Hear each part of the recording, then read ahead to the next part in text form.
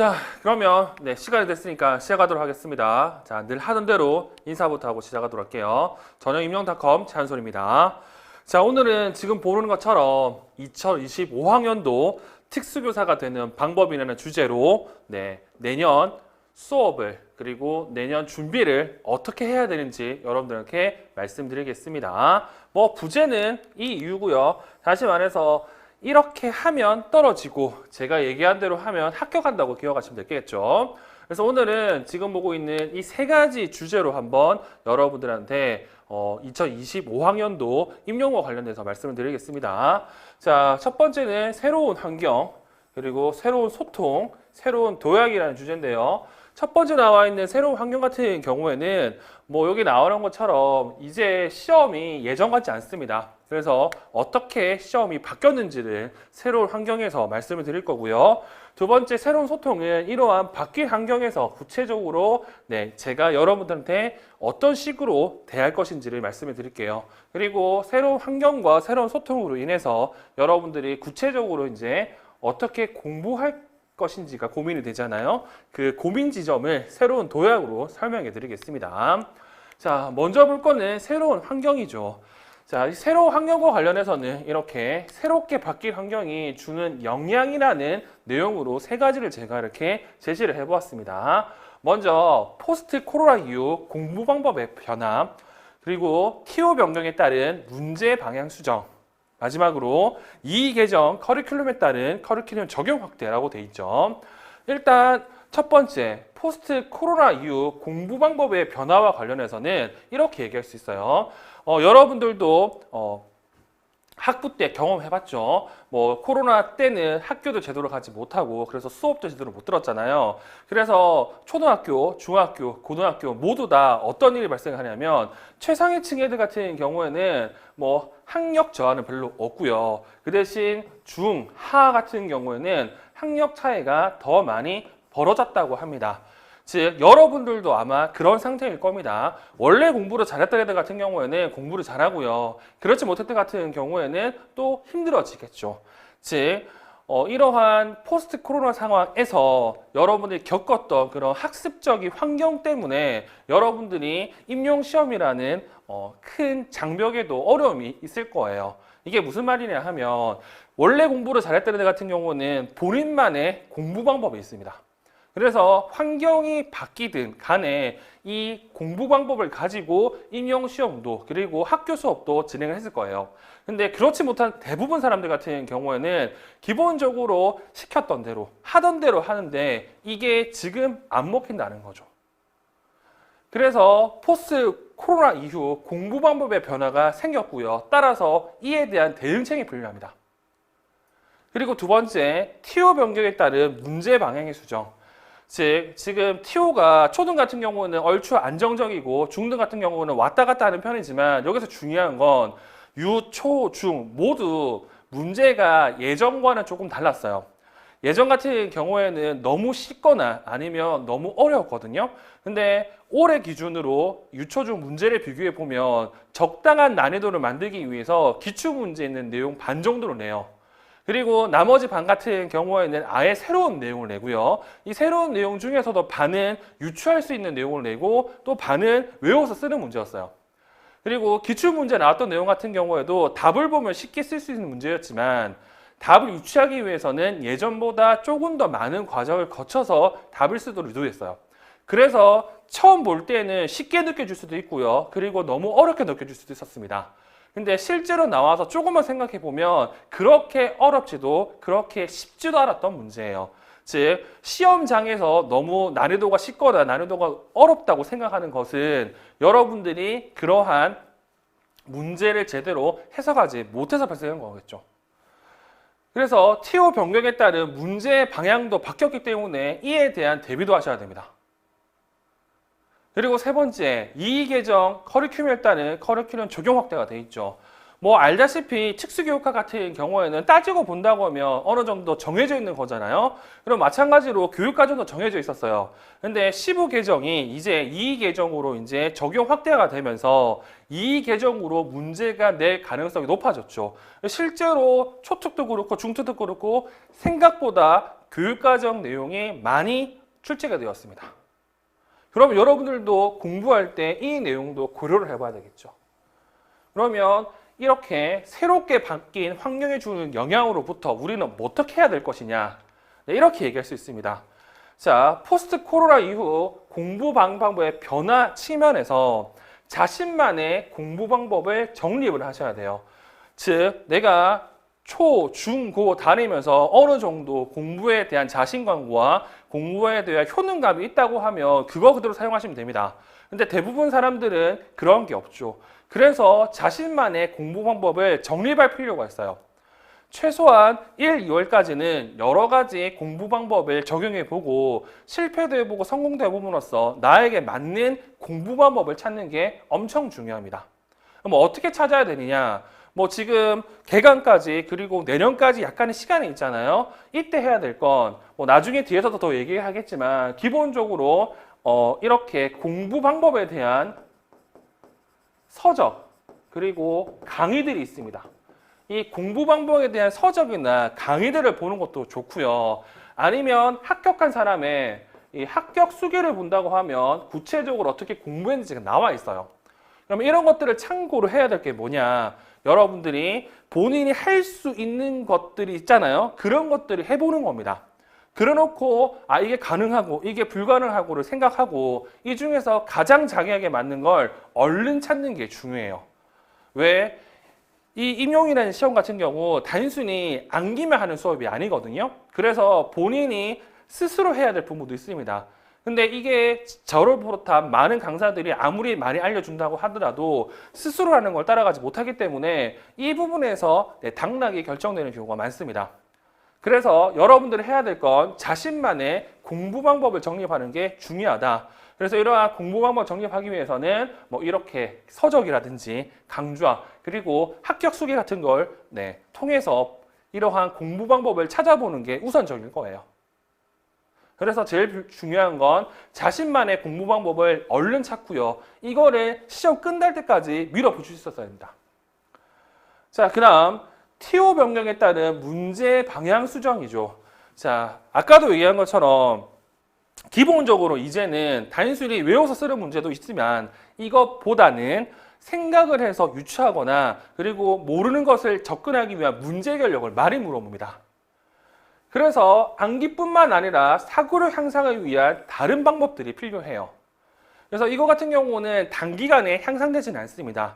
그래서 여러 가지 방법을 쓸 수 있는데 이 같은 경우에도 기본적으로 지금 할 수 있는 게 뭐가 있냐면 기본적으로 사고력 향상을 위해서는 배경 지식을 아는 게 엄청 중요하거든요. 근데 이 배경 지식은 제가 수업 때도 얘기해 주지만 이 내용들은 대부분 학교에서 배웠던 학부에서 배웠던 교재에 많이 실려져 있습니다. 그래서 제가 카페에 대표적으로 봐야 될 강론선들을 이렇게 정리한 내용 자료가 있거든요. 그 자료를 참고해가지고 이 중에서 우리 학교에서 배웠던 책이 있다고 하면 그 책을 한 번 정도는 정독할 필요가 있어요. 즉, 배경 지식이 많으면 많을수록 모르는 것들에 대한 이해도가 높아집니다. 그래서 여러분들이 지금 당장 할 수 있는 거는 강론을 정독하는 거고 굳이 책을 살 필요는 없어요. 여러분들이 학부 때 사용했던 책 중에서 그러한 내용이 있다고 하면 읽어보는 정도 하시면 됩니다. 자, 그리고 또 뭐가 있느냐. 이러한 사고력 같은 경우에는 방금 말했던 그런 사고력도 있지만 문제 접근하는 거와 관련된 사고력도 있거든요. 그 같은 경우에는 기출 문제를 많이 풀어봐야 돼요. 여러분들이 처음 공부하면 기출 문제를 그냥 답을 외우고 이게 뭐다 정도 끝나지만 어느 정도 공부를 한다고 하면 왜 이렇게 답이 되는지 그리고 이 답과 관련된 여러 가지 이론들을 생각하게 됩니다. 그런 경지가 돼야 돼요. 그래서 나중에는 기출 문제를 가지고 뭐까지도 할 수 있냐면 이번 시험에 나올 문제를 예측할 수도 있습니다. 그런 경지까지 돼야 방금 얘기했던 그러한 문제 해결력 그리고 사고력들을 활용해서 문제를 접근할 수 있다는 거죠. 그래서 이 문제가 이제는 바뀌었기 때문에 이 바뀐 걸 대응하기 위해서 여러분들은 처음부터 공부할 때 그런 내용을 염두에 두고 공부를 하셔야 실패를 하지 않고 빨리 이 시험을 끝낼 수 있을 거예요. 그리고 세 번째, 이 개정 커리큘럼에 따른 커리큘럼 적용 확대가 있는데 기본적으로 이 교육과정 같은 경우에는 소위 말해서 초수라고 불리는 시험을 한 번 정도 쳐본 또는 한 번도 안 쳐본 분들 같은 경우 워낙 특수교육과 관련된 내용이 많기 때문에 이 교육과정을 등한시합니다. 근데 올해 같은 경우에도 이 교육과정 내용을 제대로 몰랐다고 하면 100% 떨어지게 문제를 출제했어요. 그래서 초수라도 기본적으로 해야 될 건 이 교육과정과 관련된 내용을 소홀히 하면 안 됩니다. 그래서 특수교육학만큼 여러분들이 뭘 해줘야 된다? 교육과정과 관련된 내용의 이해와 그리고 암기, 그리고 적용이 엄청 중요해집니다. 그래서 1, 2월부터 해야 될 건 교육과정과 관련된 뭐 총론, 해설서들이 있잖아요. 이런 것들을 그냥 아무 생각 없이 읽는 거예요. 처음에는 어차피 이게 다 좋은 말이기 때문에 절대로 이거를 기억할 수 없어요. 그래서 이 교육과정 내용 같은 경우는 장기 기억으로 승부하게 되기 때문에 뭐 매일 루틴을 만들어가서 똑같은 시간에 비슷한 내용으로 끊임없이 보고 그리고 점진적으로 빈칸 채우기라든지 문장을 구성하도록 이렇게 여러분들이 노력을 하셔야 됩니다. 이러한 바뀐 환경에서 여러분들한테 제가 도와줄 수 있는 게 뭐냐? 이런 방법이죠. 자, 새로운 소통 측면에서 공부 방법 및 공부 습관 형성을 위한 컨설팅을 운영할 겁니다. 그리고 사고력 향상을 위한 다양한 접근 방법을 제시할 거고요. 그리고 교육과정 확대를 운영해서 실시할 예정입니다. 그래서 조금 더 구체적으로 말씀을 드리면 일단 공부 방법 및 공부 습관 형성을 위한 컨설팅 운영 같은 경우 뭐 직강이든 인강이든 간에 수강생 대상으로 카카오톡으로 질문과 상담을 지금도 받고 있고 그렇게 할 예정이고요. 그리고 추가적으로 연간 패키지 수강생들 그리고 3, 11월 패키지 수강생들 분들은 직강일 경우에는 제가 여러분들의 이러한 공부 방법과 공부 습관 형성을 위한 컨설팅을 운영하면서 별도로 스터디도 운영할 계획입니다. 그래서 직강 같은 경우에는 일주일에 한 번 저를 본다고 생각하시고 물론 수업을 제외하고 본다고 생각하시고 수강하시면 좋을 것 같고요. 이렇게 함으로써 여러분들이 초반에 남들보다 조금 더 빨리 조금 더 멀리 시험에 도달할 수 있도록 제가 여러분들한테 여러 가지 조언을 드릴 겁니다. 자, 그리고 사고력을 위한 다양한 접근 방법 제시가 있는데 기본적으로 방금도 얘기한 것처럼 사고력 향상을 위해서는 배경 지식이 많이 필요하거든요. 그래서 뭐 작년 그리고 올해 그리고 내후년에 나올 그러한 강론들과 관련된 각종 특강을 제공함으로써 여러분들의 수고를 조금 더 줄여드릴 거고요. 그리고 똑같은 내용이라도 여러 책 내용들이 좀 달라요. 그런 내용들을 제가 수업 중간에 말씀을 드릴 거예요. 즉 다양한 자료로 여러 가지 그리고 새로운 시각을 만들도록 노력할 겁니다. 뭐 똑같은 내용을 주더라도 이게 전달하는 방법에 따라서 여러분들이 이해하고 여러분들이 활용하는 내용이 달라지거든요. 그런 것들은 1, 2월 그리고 3, 6월, 7, 8월 조금씩 변경하면서 여러분들의 사고력을 높여줄 수 있도록 소위 말해서 이렇게 나선형으로 수업을 진행할 예정입니다. 자, 그리고 세 번째 이익예정 커리큘럼 확대 운영 계획이 있는데 이거 같은 경우 방금 제가 말씀드린 것처럼 1, 2월부터 이 교육과정을 이제 가지고 가야 됩니다. 그래서 해야 될 게 뭐냐? 초반에는 총론만 보고요. 그 다음에는 강론이라고 불리는 뭐 기본 국어, 뭐 기본 수학 같은 걸 보셔야 되겠죠. 그리고 초등 같은 경우에는 올해 보시는 것처럼 초과정 내용도 많이 나왔고요. 그리고 기본교육과정 해설서 내용도 많이 나왔어요. 그래서 2025학년 같은 경우는 초등 같은 경우 기본교육과정 해설서도 따로 수업을 진행할 예정입니다. 이런 것들을 통해서 이렇게 변화하는 환경에 의한 우리가 가져야 될 또는 대응해야 될 방법들을 말씀해 드렸습니다. 그러면 구체적으로 어떻게 공부를 해야 되느냐와 관련해서 새로운 도약이라는 내용으로 말씀을 드릴게요. 자, 여기 보시면요. 먼저 구체적인 목표 설정이라고 있죠. 이 말을 다른 말로 동기 수립이라고 얘기할 수 있을 겁니다. 자, 여러분들은 4학년이 됐어요. 그리고 1차를 떨어졌어요. 마냥 그냥 공부합니다. 그렇게 하면 절대 안 됩니다. 왜 안 되냐? 모든 공부의 기초는 하기 싫은 걸 억지로 해야 돼. 이 억지로 하기 위해서는 이 동기가 엄청 필요합니다. 내가 지금 이걸 왜 이 고생을 해야 되면서 왜 이렇게 해야 되는지를 납득시킬 수 있어야 돼요. 그래서 본인은 뭐 어떻게 해야 되느냐? 내가 초수라고 하면 내가 질 지역, 서울이면 서울, 경기라면 경기, 여기서 뭐 20명 중에서 10등을 하겠다. 아니면 내가 재수 이상이라서 아니나 30명 중에서 5등을 하겠다. 이러한 구체적인 목표가 있어야 되고, 이 구체적 목표도 조금 더 현실적으로 뭐 특수교육학 80점에서 60점, 뭐 교육학 15점, 아니면 뭐 교실연술 20점에 만점에 18점, 그리고 교육과정 70점, 이런 식으로 구체적으로 눈에 보일 수 있는 수치를 만들어내면 좋아요. 그래서 구체적인 목표 설정, 즉 동기를 수립하는 게 가장 우선입니다. 그래서 본인이 왜 이 공부를 해야 되는지, 왜 내가 교사가 되어야 되는지, 그리고 교사가 되기 위해서 이런 역경을 이겨내기 위해서 구체적으로 어떤 생활을 해야 되는지를 여러분들은 빨리 목표를 설정하셔야 됩니다. 그 목표 설정 중에 아까 얘기했던 자신만의 공부 방법을 빨리 찾고요. 실천하는 게 중요합니다. 당연히 이 공부 방법 찾기 힘들어요. 근데 찾으면 이거 가지고 여러분들이 평생 소위 말해서 써먹을 수 있습니다. 그래서 본인만의 암기 방법이라든지 본인만의 뭐 속독 방법이라든지 이런 것들을 여러분들이 고민을 하셔야 되고, 이와 관련해 가지고 제가 다른 컨텐츠로 구체적으로 어떻게 공부를 해야 되는지를 한번 알려주는 수업을 진행하도록 할 거예요. 필요하신다고 하면 그 내용도 보시면 좋을 것 같고요. 제일 중요한 건 최대한 빨리 자신만의 공부 방법을 찾고 실천하는 게 중요합니다. 그리고 이걸 이용해 가지고 방금 얘기했던 합격 점수와 합격에 위한 등수 같은 경우도 설정해 주시고, 눈에 보이는 곳에 붙여놓고 1년 내내 이걸 할 수 있도록 하시는 게 제일 좋아요. 그래서 뒤에 이 무엇보다도 제일 중요한 건 이 동기 수립하는 게 제일 중요합니다. 그래서 마음을 먹었다고 하면 딱 할 수 있도록 준비하는 게 제일 좋아요.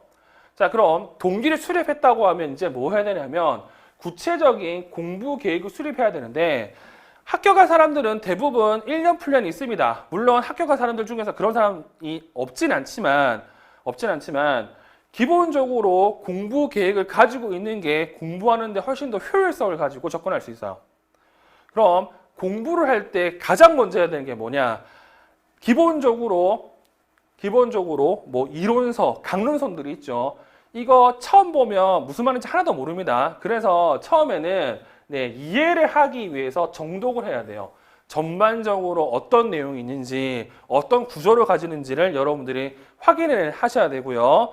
이렇게 한두 번 정도의 정독한 다음에 암기를 위한 작업이 필요하고, 그 작업은 책 내용 또는 책 개요를 가지고 큰 틀에서 소위 말해서 마인드맵 등을 이용해 가지고 큰 틀에서 관련 내용들을 접근하면 되겠죠.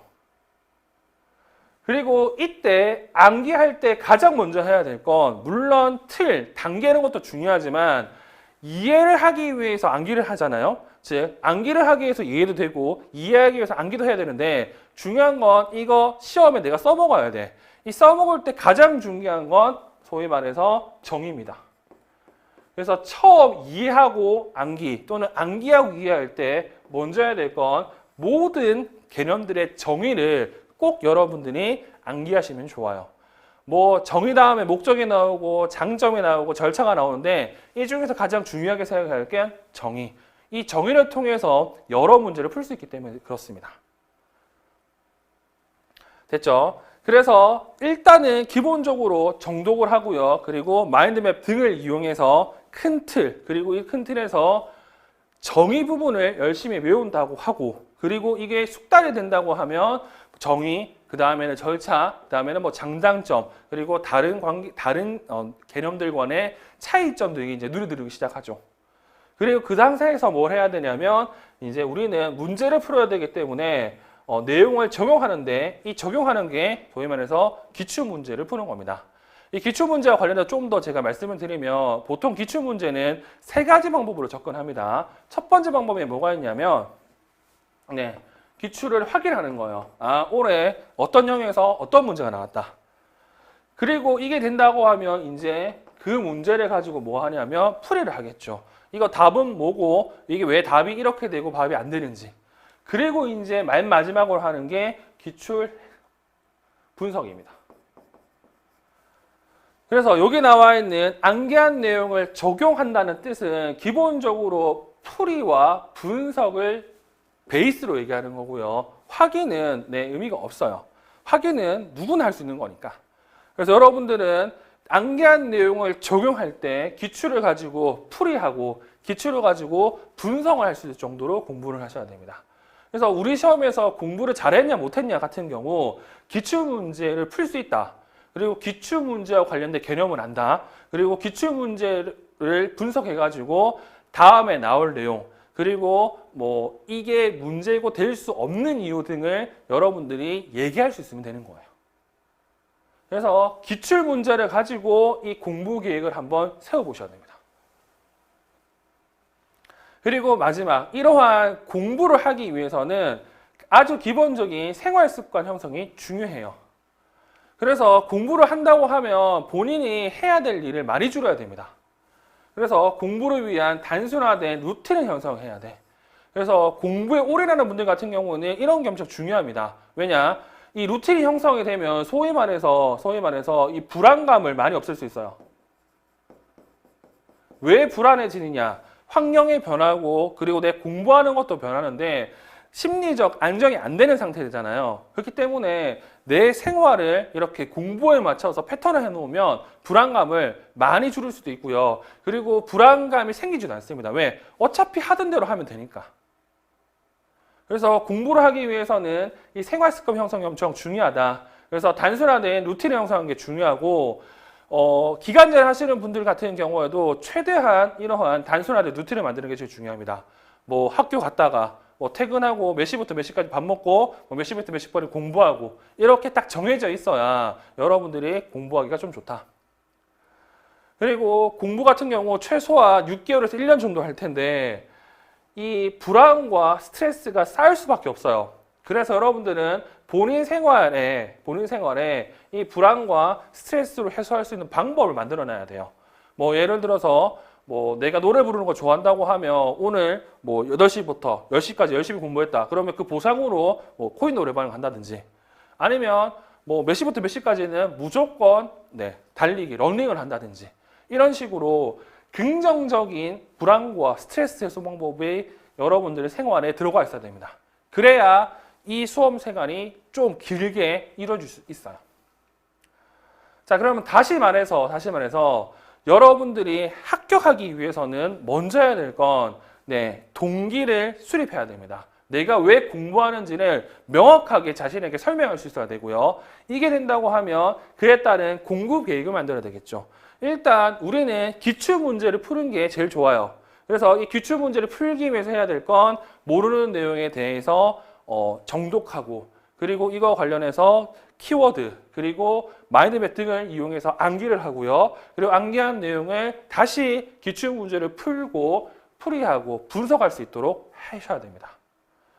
그리고 이러한 공부를 할 때 쓸데없는 것들을 줄이기 위해서 루트를 만들고 그리고 불안과 스트레스 해소하는 방법을 찾아보시는 게 제가 여러분한테 드릴 수 있는 말입니다. 그리고 이러한 방법들도 조금씩 달라지겠죠. 예컨대 초수, 즉 시험을 별로 안 친 분들 또는 한 번도 안 쳐본 분들 또는 1차 합격이나 그래도 여러 번 시험을 쳤던 사람들 같은 경우에는 공부하는 방법이 달라야 되겠죠. 일단 초수 같은 경우에는 공부할 내용이 이렇게 있다고 하면 이 내용을 전반적으로 일단 다 훑는 게 중요합니다. 이게 시간이 좀 걸릴 거예요. 그래서 재수나 삼수보다 당연히 전반기일 때는 지금 보는 것처럼 비는 공간이 많을 수밖에 없습니다. 근데 그럼에도 불구하고 많은 초수생들 같은 경우 후반기 때 많이 채워 넣어요. 그래서 결국에는 재수와 초수가 그렇게 차이가 안 나요. 그러면 재수 같은 경우에는 이러한 초수들을 이기기 위해서 할 수 있는 게 뭐냐? 본인이 배웠던 거 말고 이제는 조금 더 다른 내용들을 채워놔야 되겠죠. 그래서 제가 공부하는 거, 그리고 공부량을 이렇게 수치화로 나타내면 초수 같은 경우에는 당연히 전반기 때에는 1에서 5까지밖에 못 채웁니다.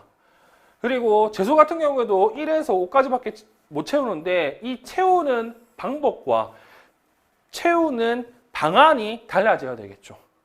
뭐 예를 들어서 초수는 당연히 강론 볼 시간이 없어요. 근데 재수 같은 경우는 대충 내용을 알잖아요. 그러면 강론도 볼 수도 있어요. 그리고 내가 안 봤던 똑같은 내용이지만 다른 자료도 찾아볼 수도 있습니다. 그리고 초수 같은 경우에는 소위 말해서 단거나 썸노트 작업할 수가 없습니다. 시간이 모자라서. 근데 재수는 할 수 있잖아. 그러면 이 시간을 이용해서 그런 작업들을 해나가면 되겠죠. 그래서 초수와 재수는 공부를 할 때 방법도 양도 달라집니다. 이거를 고려해가지고 여러분들이 공부에 대한 것도 접근을 하셔야 돼요. 자, 그래서 저는 이런 것들을 여러분과 함께 하기 위해서 이렇게 강의를 마련해 뒀습니다. 그래서 1, 2월 같은 경우에는 완벽 이론반을, 그리고 3, 4, 5, 6은 기출분석을 통한 이론 완성반을, 그리고 7, 8월은 영역별 문제풀이반을, 92문화는 최종 모의고사반으로 운영하게 되어 있습니다. 그래서 구체적인 1, 2월 강좌 같은 경우에는 다른 컨텐츠를 통해서 자세하게 알려드릴 거고요. 제가 여러분들한테 오늘 알려주고 싶은 말이 뭐가 있냐면 방금 얘기했던 이러한 공부에 대한 시작을 여러분들이 고민을 하셔서 얼른 시작했으면 좋을 것 같습니다. 그래서 오늘 이야기는 여기서 마치도록 할 거고요. 이제 제발 합격합시다. 그리고 시험은 이제부터 시작입니다. 여기까지 하도록 할게요.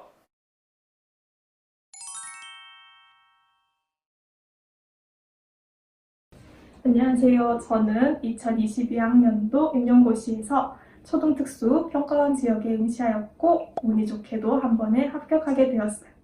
소수의 재학생 신분으로 이렇게 합격한 데에는 자신에게 맞는 공부 방법을 빠르게 파악하고 이를 꾸준히 활용하여 공부한 것이 가장 영향을 미쳤다고 생각해요.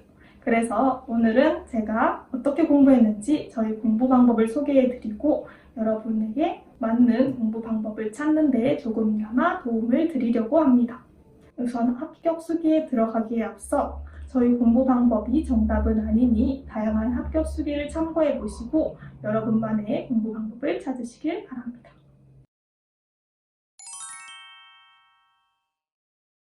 저는 3월부터 최한솔 교수님의 패키지를 끊어 강의를 수강하였는데 최한솔 교수님을 선택하게 된 계기는 크게 3가지가 있었어요.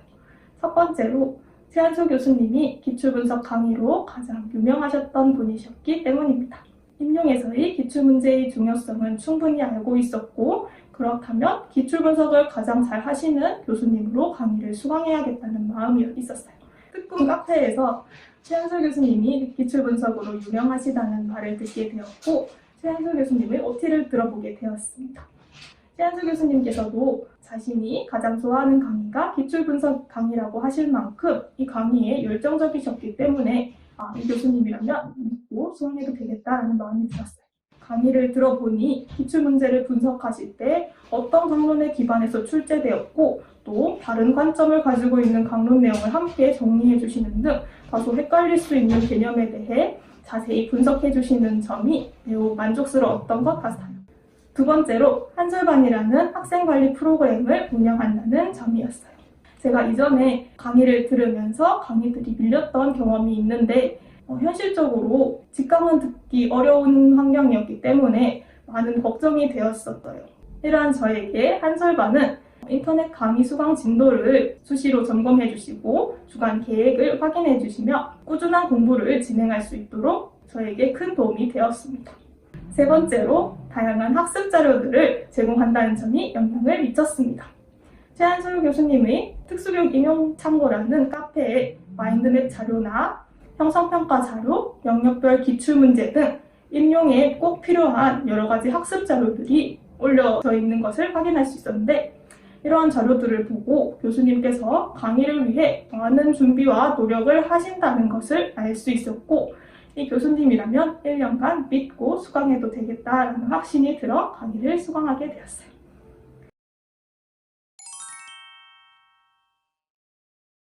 그럼 이제 지금부터 제가 특수교육학을 어떻게 공부했는지 시기별로 말씀드리려고 합니다. 우선 1월달부터 2월달까지는 제가 3학년 때부터 수강하던 기본 이론 강의를 완강하는 것에 목표를 두고 공부를 시작했습니다. 이때 강의는 시간에 쫓기듯이 수강하였기 때문에 전혀 복습도 되지 않았고 많이 부족한 부분이 있었어요. 그래서 강의는 1월까지 빠르게 듣고 2월까지는 스스로 특수교육학 전 영역을 1회독하겠다라는 목표로 공부를 시작했습니다. 제가 공부해야 될 분량을 영역별로 나누어 놓고 기본 이론서를 꼼꼼히 읽고 최대한 이해하려고 노력했어요. 그러고 나서 학습한 내용을 확인해 보기 위해서 09년도부터 12년도까지의 객관식 시절 문제를 풀어보았어요. 객관식 문제를 풀어본 이유는 서답형 문제와는 달리 정확한 정답이 평가원 사이트에 올라와 있었고, 제가 바르게 알고 있는지 스스로 점검하기 용이했다고 생각했기 때문이에요. 또 객관식 문제의 선지나 제시문에서 얻어갈 정보가 많고, 또 이러한 기출 선지들이 다시 서답형 시절에 반복되어 출제되고 있는 경향이 있었기 때문이에요. 그러므로 여러분들도 시간적 여유가 있으신 분들은 꼭 객관식 시절 문제를 풀어보시는 걸 추천드려요. 특히 유튜브에 최한솔 교수님의 객관식 시절 기출 분석 강의가 올라와 있으니 이를 참고하시며 공부하시면 좋을 것 같아요. 이렇게 2월달까지 기본 이론을 마무리하고, 그리고 3월달부터는 최한솔 교수님의 패키지를 수강하게 되었어요. 다양한 합격 수기에서 한 교수님의 커리큘럼을 따라 꾸준히 수강하는 것을 강조하였기 때문에 최한솔 교수님을 믿고 최대한 강의를 미루지 않으며 수강하기 위해 노력했습니다. 3월부터 6월까지는 심화 이론반 강의와 영역별 기출 분석반을 동시에 수강하였고, 강의를 들으며 기본 이론서에 단권화하는 시간을 가졌습니다. 기출된 연도를 요초 중 구별하여 표시하고, 수업 중에 강조하신 부분은 빨간색으로, 또 기출된 선지나 내용은 파란색으로 표시하고, 마지막으로 심화 강론 내용과 추가로 제공한 자료에서의 내용을 검정색으로 작성하여 단권화하였습니다. 이렇게 구조화하여 표시해 두니까 어떤 부분이 중요한지 한눈에 확인할 수 있어서 이후에 회독하는 시간을 줄이는데 효과적이었어요. 이렇게 단권화한 자료는 10월달까지 대략 10회독 정도 했던 것 같습니다. 또 이 기간에는 단권화 작업과 동시에 기출분석반 강의를 수강하며 기출문제를 풀고 분석하는데 많은 시간을 들였어요. 강의를 듣기 전에 혼자 기출문제를 풀어보고 스스로 분석해보며 저희 학습 정도를 확인하였어요. 그리고 해설지의 모범 답안을 보며 답안 작성 요령을 익혔어요. 서답형에는 답안 작성 방법도 중요하니 꼭 완전한 문장이 되게끔 답안을 적는 연습을 해보시길 추천드려요. 그 이후에는 분석 강의를 수강하며 제가 혼자 분석하며 놓친 부분이 있는지 확인하고, 교수님과 함께 기출 경향을 확인하고 이후 출제 경향을 예측하는 시간을 가지며 이후 공부 방향을 잡는데 보다 더 시간을 들였던 것 같아요. 이때는 기본 이론서를 참고해가며 관련 개념을 한 번 더 확인하고 인출해보는 정도를 목표로 하여 분석을 진행했어요. 그리고 또 4월, 5월쯤에 교생 실습을 가실 텐데, 저는 교생 기간 동안에는 실습에만 집중하고 임용 공부는 잠시 쉬었어요. 2차에 모두 도움도 되고 이후 임용 공부에 많은 동기가 되어줄 경험이니 마음 편히 교생에 집중하여 다녀오시길 바랍니다. 그리고 7월부터 8월까지는 문제풀이반을 수강하고 스스로 연도별 기출문제를 풀었습니다. 연도별 기출풀이반 강의는 교생을 다녀온 동안 밀린 강의를 수강할 시간이 부족해서 초반에 조금 듣다가 말았던 것 같아요. 하지만 교수님이 출제 경향과 시기별로 중요하게 다뤄졌던 강론서 내용을 알려주시는 만큼 들으시면 큰 도움이 될 강의였어요. 이 기간 동안에는 문제풀이반을 통해 많은 문제를 풀어봄으로써 답안을 작성하는 연습을 했어요. 서술형 문제인 만큼 내가 답이라고 생각하여 적었던 것이 채점자에게는 답으로 보이지 않아 채점되지 않을 수 있다는 것을 문제풀이반을 통해 느꼈어요. 그래서 전회차 첨삭을 받으며 내가 생각하는 답과 채점이 될 만한 답을 일치시키기 위해 노력했어요. 그래서 이렇게 누구나 정답으로 채점할 수 있을 만큼 정확히 답을 적기 위해 기출된 내용과 강론서 내용을 그대로 외우기 위해 시간을 많이 들였던 것 같습니다.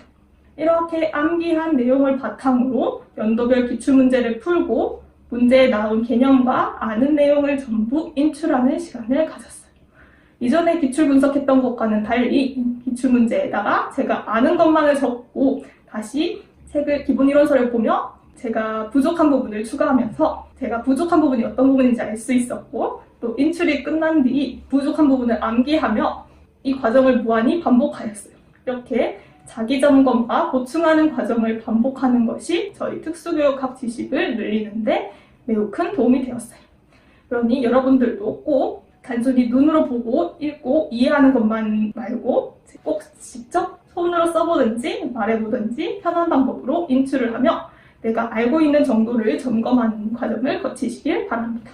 그리고 이 기간 동안에는 단권한 자료를 매번 들고 다니기 곤란하여 합격자 서브노트 중 저희 도식에 맞는 것을 골라 내용을 추가하는 작업을 하였습니다. 제가 이전에 탄화 속도가 느려 서브노트를 만들지 않고 단권화하는 것을 선택하였지만 공부를 한 후반부가 되니 자료가 너무 많아져서 서브노트가 꼭 필요하게 되었어요. 하지만 서브노트를 만들기에는 너무 시간이 늦어 합격자 서브노트를 활용하였는데 그때 할 수 있었던 저희 최선의 선택이라고 생각해요. 단권한 책을 보며 서브노트 중에서도 꼭 필요한 부분만 체크하여 그 내용 위주로 활용하였어요. 개인적으로 이때 들인 시간이 조금 아까웠기 때문에 여러분들은 꼭 자신에게 어떤 방법이 더 효과적일지 신중히 고민해보시고 둘 중 하나만 만드시길 추천드려요. 9월부터는 서브노트를 보며 내용을 암기하고 전 영역을 반복하여 인출하는 연습을 했어요. 일주일에 전 영역을 돌리기 위해 요일별로 공부량을 정하고 꾸준히 반복하였습니다. 백지에다가 암기한 내용을 모두 적고 빠뜨린 부분을 다른 색 펜으로 추가하며 공부했습니다. 이때는 개인적으로 가장 심리적으로 힘들었던 시기였던 것 같아요. 시험 시간은 다가오는데 인출은 안 되고 시간도 오래 걸리고 많은 좌절을 하였던 시기였어요.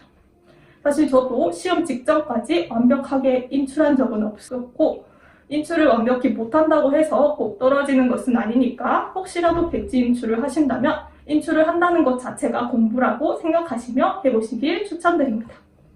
9월부터 모의고사 강의를 수강하였어요. 저는 모의고사를 시험 환경을 미리 경험하는데 활용하였어요.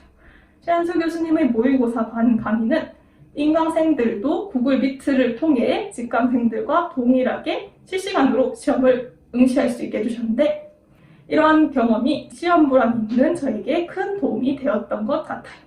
모의고사를 실제 시험처럼 많이 연습한 덕분에 실제 시험장에서도 덜 떨고 시험에 임할 수 있었던 것 같아요.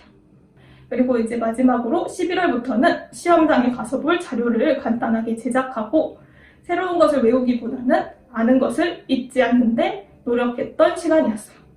파이널 강의는 심리적 안정감을 얻는데 매우 도움이 되었던 것 같은데 그것만 믿지 마시고 꾸준히 해왔던 공부를 정리하는데 시간을 쏟는 것을 추천드려요.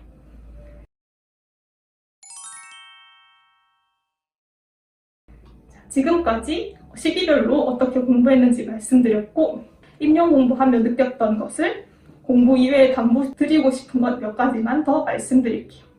첫 번째로 본인에게 맞는 공부 방법을 파악하시는 걸 추천드려요. 앞서 말했듯이 제 공부 방법이 정답이 아니고 여러분만의 공부 방법을 빠르게 찾는 게 가장 중요하다고 생각해요. 저는 엄청난 내향인 사람이라 혼자 공부하는 것을 좋아했으나 여러분들 중에서는 스터디원들과 함께 격려하며 공부해 나가는 것이 더 효과적인 분이 있으실 수도 있으니까요. 그러니까 이런 것 이외에도 자신은 어떤 환경에서 공부가 잘 되는지 아침 또는 밤 중에 어느 때가 공부가 잘 되는지 등 스스로 어떤 사람인지 잘 생각해 보시고 그에 맞는 공부 환경을 조성하여 공부하시는 것을 추천드려요. 그리고 두 번째로 조바심을 느끼지 않는 거예요. 제가 해보니까 1년이면 합격하기에 충분한 시간이라고 생각해요. 또 여러분 중에서는 4년간 대학교에서 열심히 공부하신 분도 있으실 거고 재수 이상이신 분들도 있으실 거예요. 그렇다면 1년보다도 더 단기간에 합격도 가능하다고 생각합니다. 그러니까 남은 공부 기간에 대해 조바심 느끼지 않고 차분히 당장에 주어진 공부를 하셨으면 좋겠습니다. 이럴 때일수록 어렵겠지만 되려 더 여유를 갖고 공부를 하는 게 중요하다고 생각합니다. 무리한 계획을 세워 진행하기보단 마음 편하게 일주일에 하루 이틀쯤은 쉬면서 공부하시길 바랍니다. 지금까지 저희 이야기를 들어주셔서 감사합니다.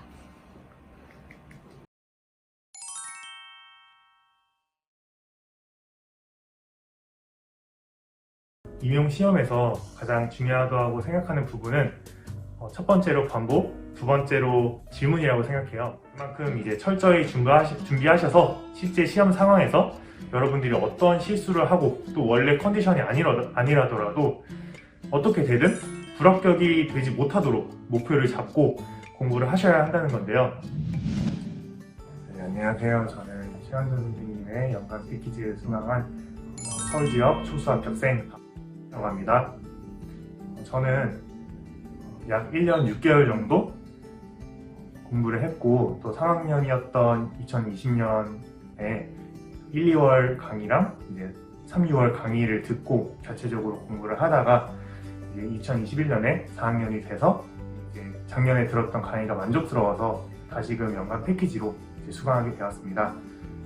제 점수는 1차 점수는 약 컷에서 7.7 정도 높았고 2차가 포함된 최종 점수는 약 플러스 9점 정도로 해서 최종 합격했습니다. 저 들어가기에 앞서서 저도 이제 작년에 유튜브 채널에 올라온 여러 합격 수기 영상들 모두 시청했음에도 그분들의 커리큘럼이나 공부 방식을 전혀 따라하지 않았기 때문에 여러분들의 이 영상을 보고 자신과 맞지 않다라고 생각이 되면은 과감하게 건너뛰기를 해주시면 감사하겠습니다.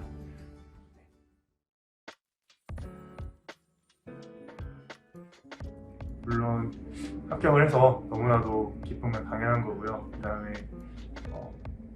많은 시간 동안 저를 압박해오던 그런 공부에 대한 그런 부담감이 이제 갑자기 사라지니까 너무나도 홀가분 하고 또 이제 저도 이런 합격 수기 영상에도 올라오게 돼서 정말 꿈을 이룬 것 같이 너무나도 기쁘고요. 또 부모님 그리고 여자친구에게도 떳떳한 사람이 돼서 너무나도 감사하게 지내고 있습니다.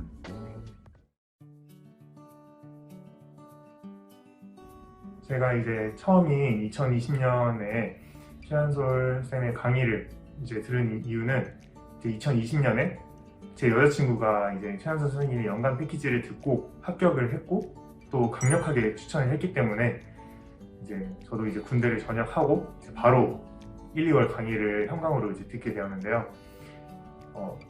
저는 이제 그때 임고생이 아니었기 때문에 이제 별 생각 없이 이제 그때는 들었는데 다시금 이제 4학년이 돼서 21년에 이제 어떠한 강사를 선택할지에 대해서 고민을 할 때 저는 다시 최한솔 선생님을 찾아서 연간 패키지를 수강을 했는데요. 그 이유는 이제 두 가지로 말씀드릴 수 있을 것 같아요. 그래서 첫째는 기출 중심적이라는 점인데요. 한솔쌤은 이제 어떠한 내용을 가르쳐 주실 때 항상 먼저 그 내용이 기출에 나왔는지부터 이제 먼저 말씀해 주시고 시작을 해서 이후 기출 분석 또는 심화 강의, 문제풀이 모의고사를 진행할 때 이런 커리큘럼을 따라갈 때 있어서 전혀 어려움이 없고 기출을 분석하거나 또 문제를 풀 때에도 항상 기출 중심적으로 제가 생각을 하게 돼서 그 부분이 너무 좋았기 때문에 또 한솔쌤이 그 부분에서 강점이 있기 때문에 저는 한솔쌤을 다시금 선택했고요.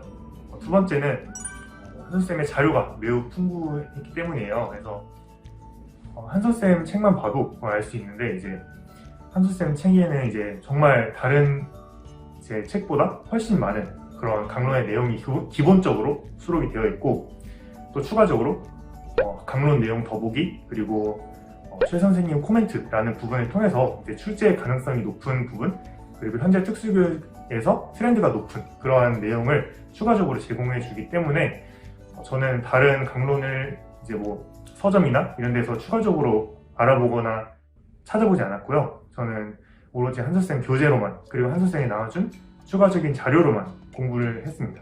그래서 이러한 풍부한 자료를 통해서 제 인고 합격에도 정말 많은 도움이 될 것 같아서 다시금 최한솔 선생님을 수강하게 되었습니다.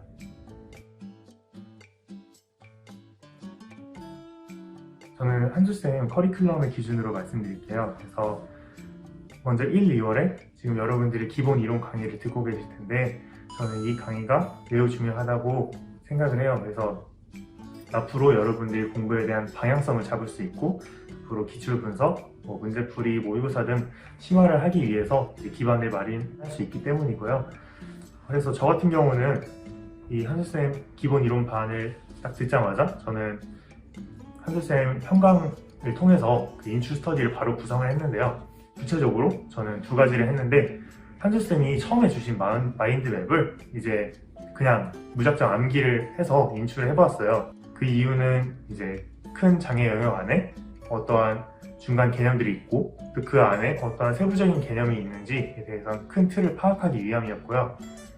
그렇지만 이제 지금 이 영상을 보실 때쯤은 지금 안 하시는 거를 매우 추천드리고요.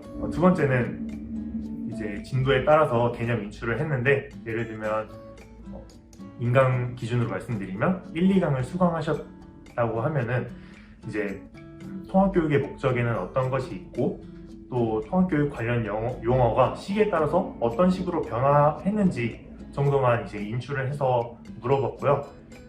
구체적인 내용은 이제 물어보지 않았습니다. 왜냐하면 이때부터 구체적인 내용을 인출하려고 하면은 이제 큰 틀을 파악하기 어렵기 때문에 기본 이론 강의에서는 가장 큰 틀을 먼저 암기를 하는 게 가장 중요하다고 생각을 합니다.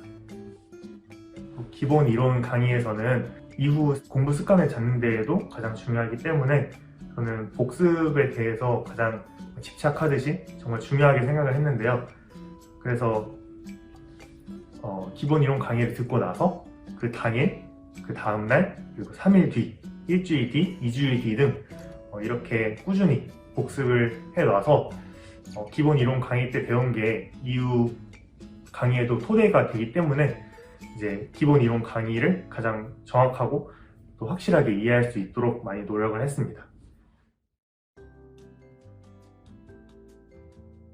이후 3, 6월 이제 심화 이론 강의와 기출 분석 강의를 들으실 텐데, 이제 3월부터는 이제 암기를 가장 철저하게 하셔야 된다고 생각을 해요. 왜냐면 이제 암기가 여러분이 이제 하시게 될 기출 분석을 하는데 가장 기반이 되고, 또 기출 문제를 스스로 풀어봄에 있어서 이러한 암기가 도움이 되기 때문이에요. 그래서 이때 여러분들의 가질 마인드 같은 거는 암기가 안 된다고 자책을 하는 게 아니라 이제 암기가 되지 않는 이유를 무엇인지 생각을 하고, 또 두문자법이나 어구 만들기 등 이제 자기만의 암기법을 이제 적극적으로 찾아가면서 암기를 하려는 그런 태도가 이제 필요하다고 생각해요. 이제 실제로는 이제 11월까지 정말 많은 시간이 남았으니까 뭔가 조바심을 내지 않고 계속해서 암기를 하려는 그런 태도를 취하시면 정말 좋을 것 같습니다. 이제 심화 이론 강의에선 1, 2월 강의 때 다루지 않은 추가적인 강론 내용을 다루게 되는데요.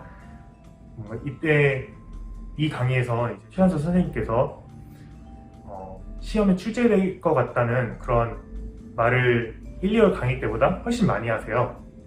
그리고 실제로 그러한 부분이 지금 이렇게 보고 계신 자료처럼 실제로 적중한 자료가 있어서 정말 놀랐던 기억이 있는데요. 따라서 여러분들이 1, 2월 때 공부하셨던 것과 같이 공부를 하되, 이제 한솔쌤이 이거 나올 것 같다는 그런, 이거 나올 가능성이 있다는 그런 말을 정말 많이 하시는데, 그때 놓치지 않고 꼭 책에 필기를 해두셔서 그 부분만큼은 시험을 볼 때까지 꼭 계속해서 무조건 암기를 하시는 것을 매우 추천드립니다. 그다음 이제 기출 분석 쪽으로 말씀을 드리면 이제 여러분이 기출 분석하실 때 두 가지 측면에서 접근을 하는 것을 추천드리는데요. 첫째는 문제 형식을 파악하는 것, 그리고 문제를 예측해 보는 것, 그 두 가지를 한번 중점적으로 다루시는 걸 추천을 해요. 왜냐하면 모든 이제 기출 문제 그리고 나올 기출 문제가 체감상 거의 90% 이상 이 다식은 반복되기 때문에 문제 형식을 파악하는 방식으로 접근하시면 좋을 것 같고, 또한 작년에 유치원 초등에서 출제되었던 내용이 이후 중등에서 또다시 출제될 가능성이 매우 높기 때문에 여러분들은 이후에 나올 내용이 무엇인지에 대해서 기출 분석을 하면서 한번 예상해 보시는 쪽으로 이제 분석을 해보시면 매우 도움이 될 것 같습니다. 그래서 여러분들이 기출 분석을 하실 때 가장 먼저 이제 문제를 푸시게 될 텐데요. 그때는 이제 절대 답지를 먼저 보지 말고 이제 진도까지 문제를 쭉 풀고 그 이후에 스스로 답지를 확인해서 내가 무엇을 틀렸는지 무엇을 아직 외우지 못했는지에 대해서 먼저 파악을 하셔야 돼요. 이제 그 이후에 한솔쌤의 강의를 들으면서 내 풀이 방식이 맞는지 또는 내 풀이 방식이 잘못됐다면 한솔쌤은 어떻게 풀고 있는지에 대해서 그때 이제 강의를 들으시면서 그러면 전문가는 이렇게 푸니까 나도 이렇게 풀어야겠다라고 생각을 하셔서 이후 여러분들이 문제를 풀어감에 있어서 최대한 한솔쌤과 비슷하게 풀어보시는 것도 매우 추천드립니다. 왜냐하면 한솔쌤께서는 이제 기출 분석에 있어서는 정말 다른 강사분들보다 가장 강점이 있다고 이제 유명한 만큼 여러분들도 한솔쌤이 어떻게 기출 분석을 하고 문제를 풀어가는 것에 있어서 이제 집중을 꼭 잘 하셔서 그런 부분을 꼭 배우시고 또 많이 모방해 가셨으면 좋겠습니다. 네, 그 다음에 이제 7월, 9월에는 이제 기출변형 문제풀이 강의를 이제 들으시게 될 텐데, 이 강의를 들을 땐 최소한 기출 문제집을 서답형, 선택형 포함해서 최소 5회독 정도는 하신 상태에서 듣는 것을 권장드리는데, 왜냐하면 이제 기출 문제를 어느 정도 외운 상태에서 기출 변형을 들어야 어떤 부분이 변형되었고 이제 혼자 공부할 때도 나는 어떻게 해서 이 문제를 변형할 수 있을지에 대한 그런 능력을 키울 수 있게 되고 또 더욱 정확하게 임용 문제를 스스로 예측할 수 있기 때문이에요. 또한 이 시기는 이제 어떠한 벽을 느낄 시기인데요. 왜냐하면 이제부터는 여러분들이 작성하신 답안지를 한솔쌤과 여러 조교 선생님들이 이제 채점을 해주시기에 자신이 보기에는 정말 답이지만 전문가, 즉 이제 한솔쌤께서 보시기에는 답으로 인정을 안 해주시는 것을 이제 경험하실 수 있기 때문인데요. 그렇기에 이 시기에 제 자신이 어떤 점이 부족하고 또 무엇을 보충해야 되는지에 대해서 시간이 아깝다고 생각하시는 것이 아니라 불편하지만 그 원인이 무엇인지에 대해서 꼭 분석을 하시는 게 합격으로 가는 길이라고 생각이 됩니다.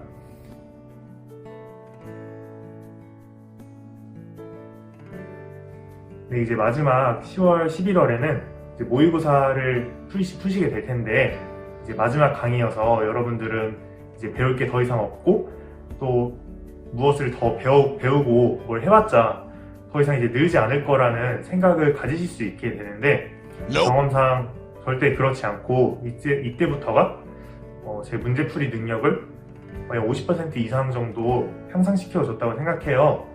왜냐면은 지금 이렇게 보고 계시는 지금 제 모의고사 성적표와 같이 1회부터 5회차까지 진행되었을 때 점차 성적이 더 향상되는 것을 보실 수 있으실 텐데요. 이처럼 모의고사 기간인 이 10월, 11월에도 여러분의 실력이 최소 10점 이상은 오를 수 있으니 꼭 모의고사까지 여러분들이 집중해서 수강을 하시기를 바랍니다. 모의고사 같은 경우는 여러분들이 꼭 집이 아닌 학원에 오셔서 푸시는 것을 추천을 드리는데요. 왜냐하면 학원에서 풀어야 다른 사람들이 글씨를 쓰거나 다리를 떨거나 아니면 그런 고민하는 모습들, 그런 것들이 이제 물론 방해가 되지만 그런 상태에서 이제 실제 시험을 보셔야 되기 때문에 현장과 같은 그런 분위기를 이제 주기적으로 느끼면서 스스로에게 긴장감을 계속해서 주셨으면 좋겠습니다. 또한 한솔쌤이 이제 실시간으로 대면 또는 이제 비대면으로 모의고사 답안지를 채점해 주시고 또 질의응답을 받아주시는데 그 과정을 통해서 이제 마지막으로 전문가 혹은 뭐 채점자가 보기에 내 답안이 이런 부분에서 부족했구나를 확인할 수 있고 또한 그러면 이런 사소한 감점이 없는 답안 작성에 대해서도 한솔쌤께 마지막으로 물어보면서 여러분들의 답변을 더욱더 퀄리티 있게 그렇게 마무리할 수 있는 시간이기 때문에 한솔쌤에게 개불천사를 받았으면 좋겠습니다.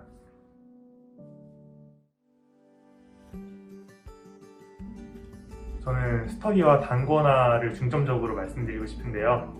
먼저 스터디를 저는 초수면은 필수, 재수 이상부터는 매우 권장드린다고 말씀드릴 수 있을 것 같아요. 왜냐하면 스터디라는 게 단순히 같이 공부하는 것 이외에 남과 비교할 수 있는 그런 좋은 기회를 가질 수 있기 때문인데요. 아무래도 우리가 상대평가를 통해서 선발이 되기 때문에 끊임없이 능동적으로 자신을 계속해서 상대평가를 해야 된다고 저는 생각을 하고 어떻게 공부를 하든 최소한 남들보다 떨어지는 그러한 실력을 가지면 안 된다고 저는 생각을 하기 때문에 스터디를 꼭 하셨으면 좋겠습니다. 저 또한 함께 스터디했던 재수생 형이 있었는데요. 그 형이 외웠지만 제가 외우지 않은 부분이 있다면 스터디가 끝난 다음 부랴부랴 이제 그 부분에 대해서 저 또한 외우고 이제 오히려 추가적인 내용을 제가 더 외움으로써 다음 스터디 때는 그 형이 이제 저를 보면서 추가적으로 제가 외운 부분에 대해서 그 형도 외우고 또 계속해서 그렇게 발전하는 긍정적인 관계를 이루었던 것 같아요. 그래서 이번에 저뿐만 아니라 그 형 또한 이번에 합격을 했기 때문에 여러분들도 스터디원들과 긍정적으로 비교를 해가며 더욱더 그런 서로를 발전할 수 있도록 이렇게 좋은 관계를 유지하셨으면 좋겠습니다.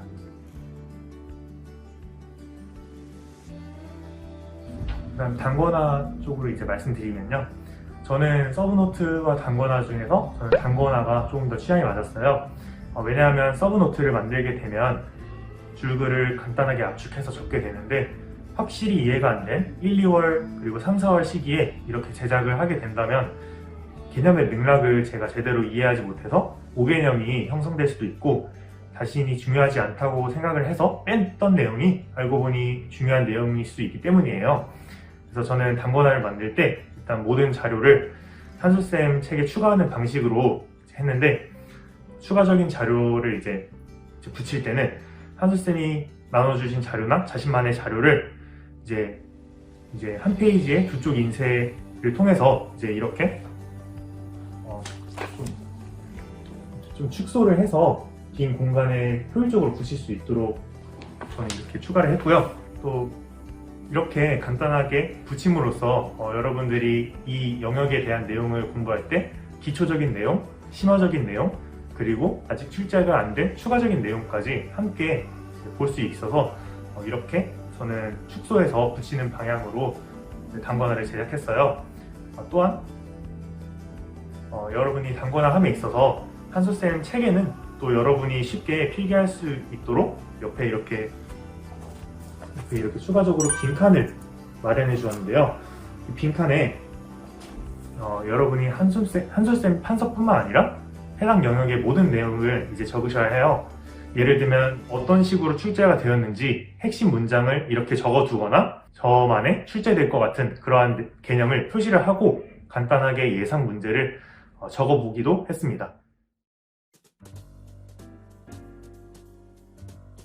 저는 임용 시험에서 가장 중요하다고 생각하는 부분은 첫 번째로 반복, 두 번째로 질문이라고 생각해요. 그래서 첫 번째로 반복부터 말씀드리면 반복은 곧 회독수를 의미하고 또 많은 회독수는 자연스러운 암기를 의미하게 돼요. 그래서 여러분이 이제 실제 임용을 치르기 전까지 정말 너무나도 많은 내용을 이제 암기를 해야 되고 머릿속에 이러한 많은 내용을 집어넣게 된다면 선택적으로 우리 머릿속이 당연히 여러 내용을 지우게 되는데 많은 반복과 회독수를 통해서 여러분들이 무의식적으로 그 내용을 연상할 수 있게 되는데 실제 시험 가서 이제 이렇게 일일이 하나하나 연상을 할 시간이 정말 없어요.